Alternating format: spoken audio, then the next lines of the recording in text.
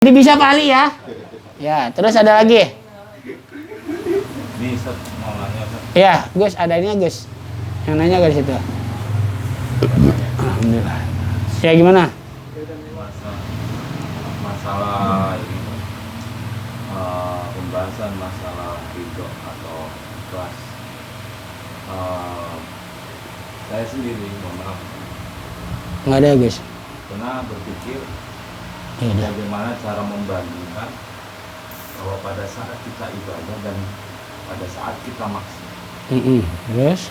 Kenapa secara lahiriah manusia pada saat berbuat ibadah akan mengharapkan sesuatu di mana hasilnya itu lebih besar dari yang diperbuat. Karena saya menggarisbawahi itu hal yang manusiawi. Terus? Contoh seperti kata dalam kaidah agama ada yang mengatakan bahwa bertawasul dengan perbuatan baik itu diperbolehkan.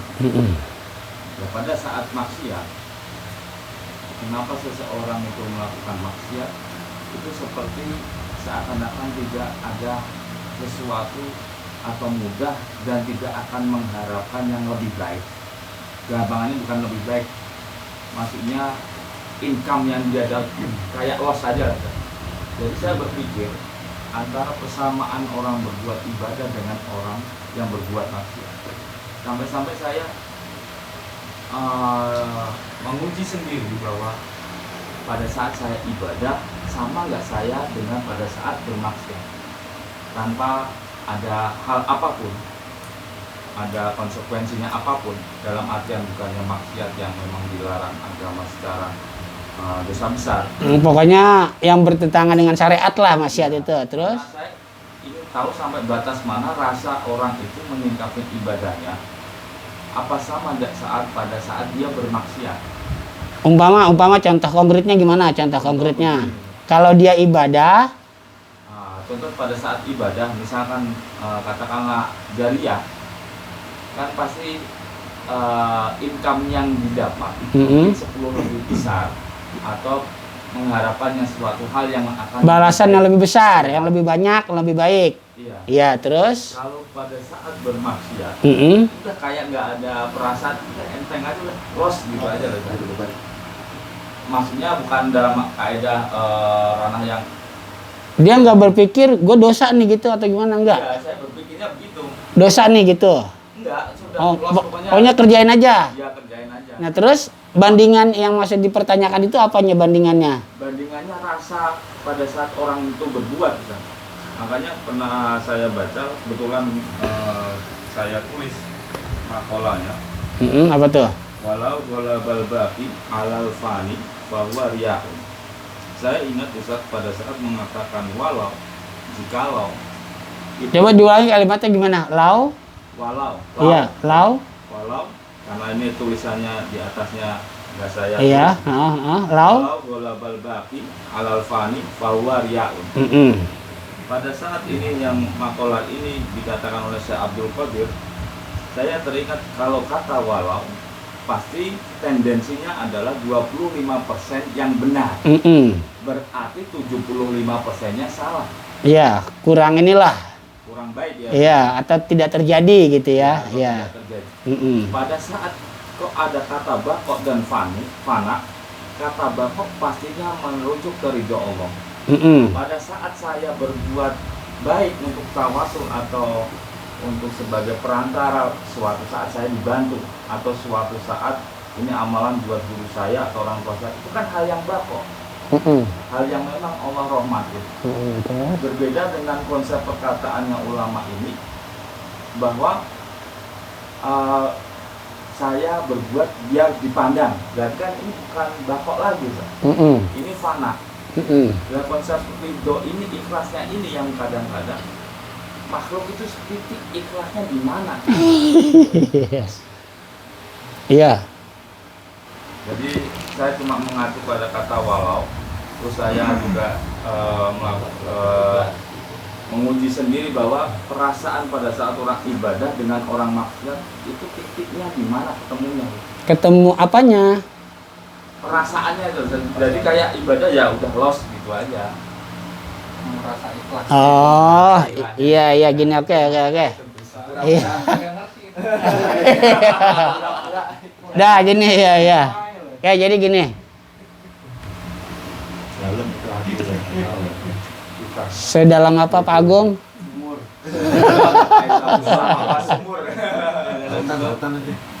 Lautan jadi ukur dalam hati nggak jadi ukur. Bucin. Kembali ke ridho lagi. Dah oke, ikhlas ya. Memang pengertian ikhlas itu pun juga banyak sebetulnya yang dibuat oleh para ulama. Banyak sekali pengertian ikhlas itu banyak. Dalam melaksanakan sesuatu tidak mencampurkan dengan makhluknya, khusus hanya karena Allah. Terus tidak ada mengharapkan balasan, ada gitu ya.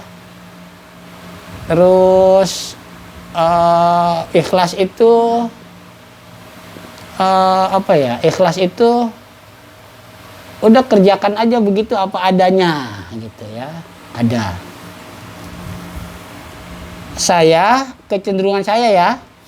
Kecenderungan saya memahami ikhlas itu adalah sirrun minallah, min asrorihi, rahasia dari Allah Subhanahu wa ta'ala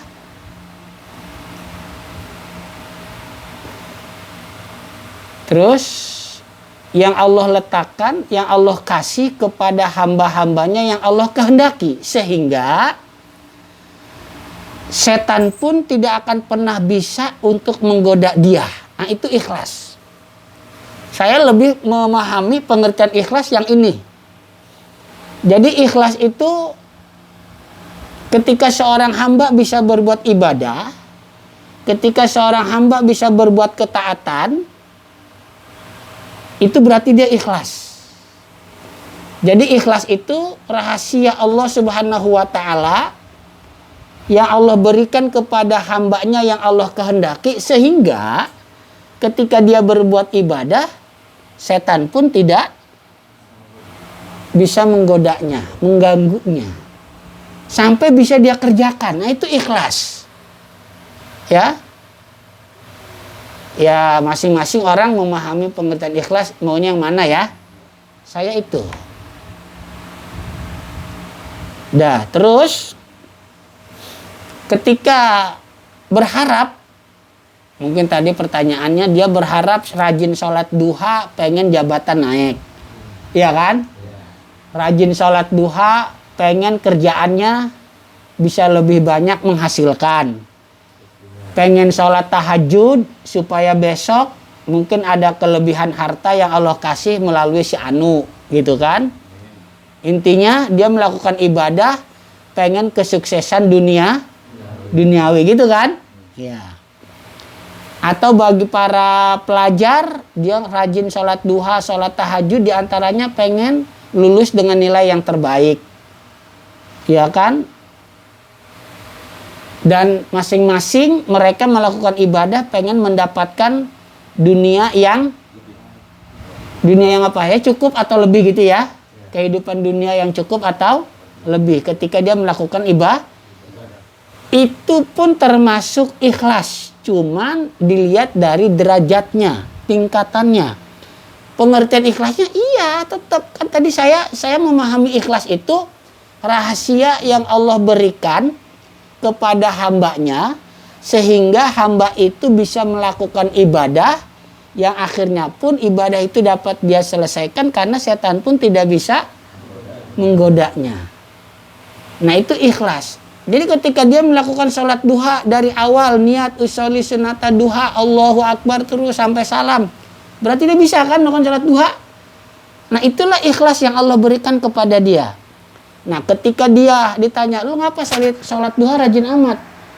Ya ini gue mudah-mudahan bisa dapat kerjaan yang lebih baik. Di sini kerjaannya kurang gue buat kebutuhan keluarga. Belum bini, minta ini, minta itu, beli anu, beli ini. Anak buat bayaran, besok mau ujian, besok mau kuliah, udah mau lulus. Nah, gue pengen pindah kerja dah yang lebih baik. Nah itu tetap dia ikhlas melakukan hal itu. Ya. Nah, jadi darajatul ikhlas salah satu. Derajat-derajat tingkatan-tingkatan ikhlas itu ada 3. Ya, ada 3. Pertama, bukan karena pengen masuk surga, bukan karena takut neraka. Ini paling tinggi.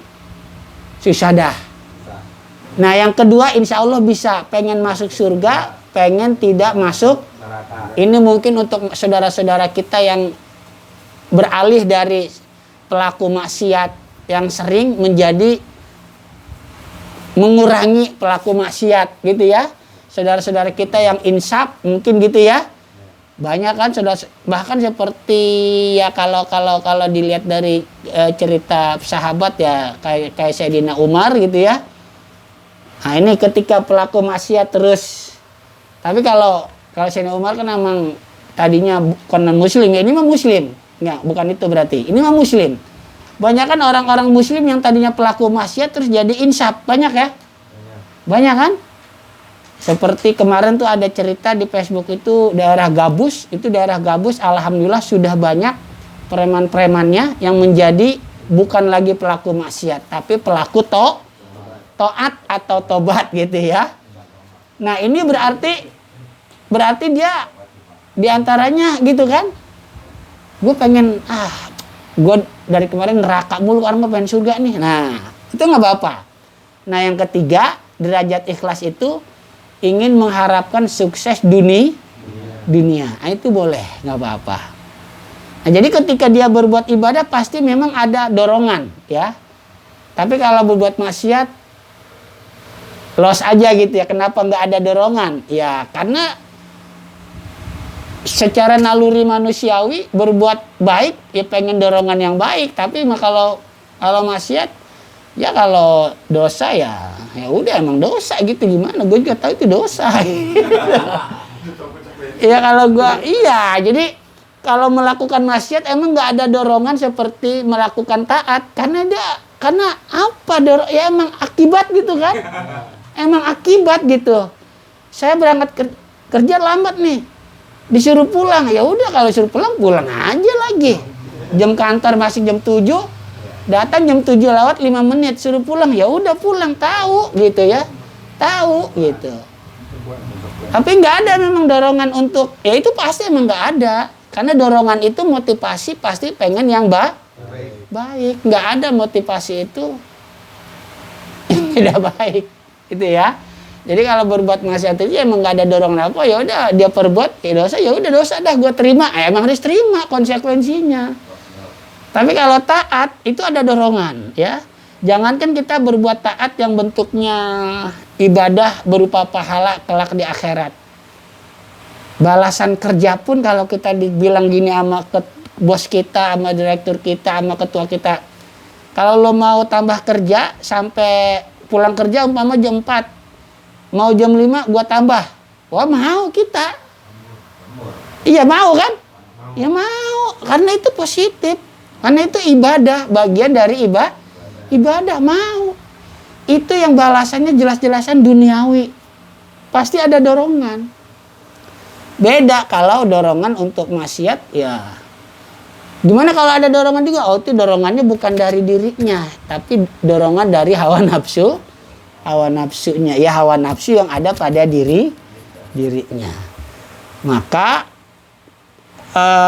titik temu tadi apanya? Titik temu apa tadi? Gus? Titik temu apa maksudnya? Dorongannya ya. Titik temu motivasi gitu ya. Iya. Iya. Ya itu secara manusiawi ya sadar gitu ya nggak ada, memang ya nggak ada. Ya tetap ada ya berarti dorongan yang negatif gitu. Ketika ada yang positif, dorongan ya positif karena memang hawa ya. Hawa, kalimat hawa itu kan pengertiannya hawa nafsu. Hawa nafsu itu bisa baik, bisa buruk. Hawa nafsu itu enggak selamanya buruk, tapi bisa juga baik. Tapi kalau kelebihan pun sekalipun itu baik bisa menjadi buruk gitu. Jadi semuanya hawa nafsu itu tergantung kita mengarahkannya. Ketika mengarahkannya sesuai porsinya masing-masing, ya itu baik. Tapi kalau tidak mengarahkan ke arah yang baik malah yang negatif, ya tidak baik. Atau baik tapi berlebihan, ya nggak baik. Boleh kita ada nafsu makan? Boleh. Coba kalau nggak ada nafsu. Iya kan? Nggak makan. Tapi itu bisa kalau boleh saya tekstualkan contohnya. Oleh yang Ustaz dengan masalah tadi masalah yang saya sebutkan kalau global bagi al-fani bahwa kalau kata lau itu 25% benar, 25% terlalu benar, kembali larinya ke hati. Misalkan contoh bagi kata batu, misalkan hakikatnya untuk ridho Allah fana itu hal duniawi atau duniawi. Misalkan saya kerja, saya giat biar bos sayang saya. Memang ini kalau bos sayang sama saya, berarti kan larinya ke fana ini kan. Kalau misalkan saya kepingin ke bak atau baki, biar bos sayang sama saya dikasih reward, biar bisa nafkahi anak istri, biar bisa sedekah. Nah, intinya ibadah lah. intinya ibadah. Dan kan boleh kan itu sih. Boleh.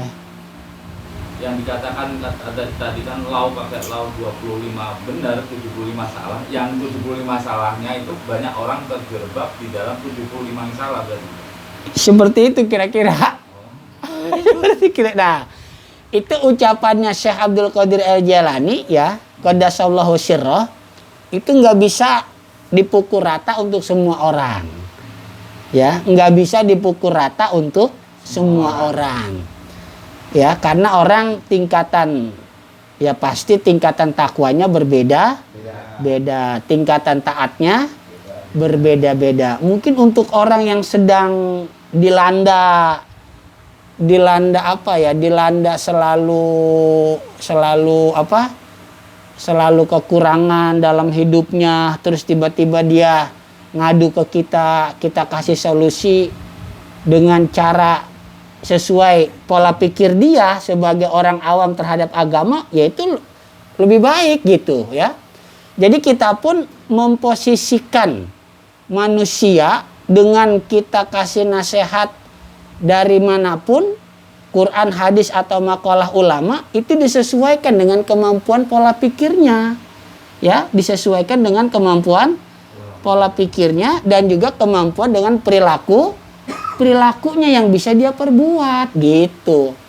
Jangan kita pukul rata orang yang katakan rajin maksiat dengan rajin ibadah, permasalahannya sama gitu ya, permasalahannya sama, kebutuhan ekonomi keluarga kurang.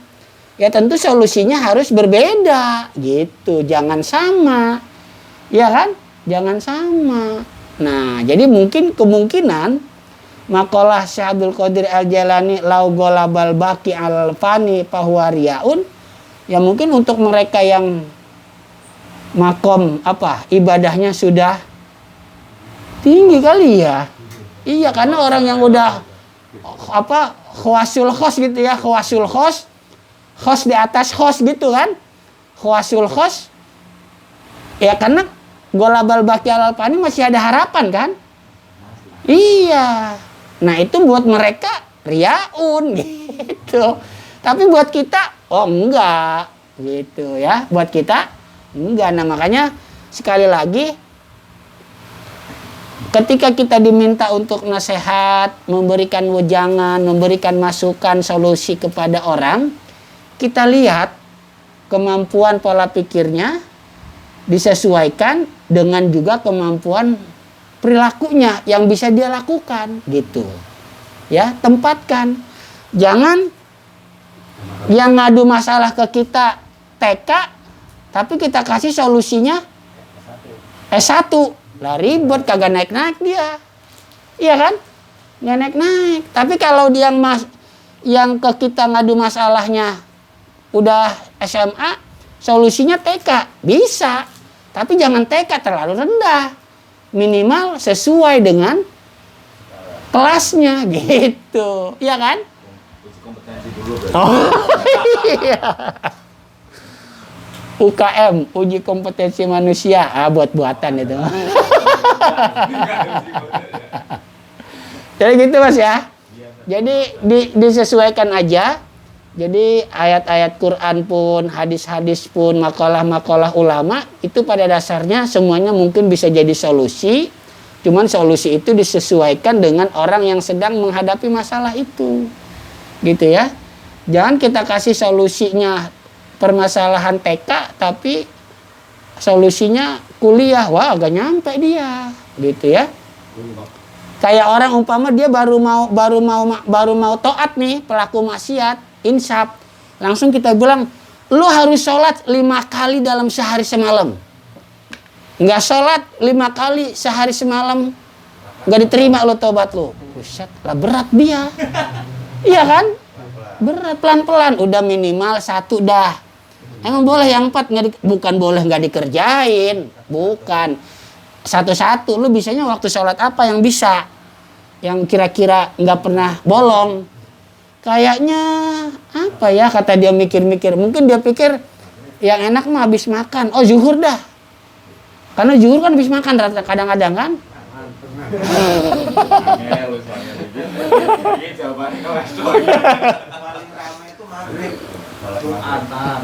Iya, oke, jawaban dia. Saya bisa sholat Jumat doang. Ya udah, sholat Jumat aja dulu dah. Lo apain? Iya, sholat Jumat aja dulu dah. Lo apa itu? Lo gepekin gitu ya. Lo lazimin. Sholat yang lain gimana? Ya kalau bisa mah bagus. Enggak, ya kerjain dulu dah yang Jumat gitu. Mudah-mudahan dengan lo konsekuen, istiqomah melakukan sholat Jumat, mungkin bisa menambah yang lainnya nanti. Gitu. Jangan langsung kita bilang, lu harus sholat 5 kali sehari semalam, termasuk Jumat. Nggak sholat percuma lu taubatnya. Buset dah. Berat dia. Berat amat ini gua. Nah iya.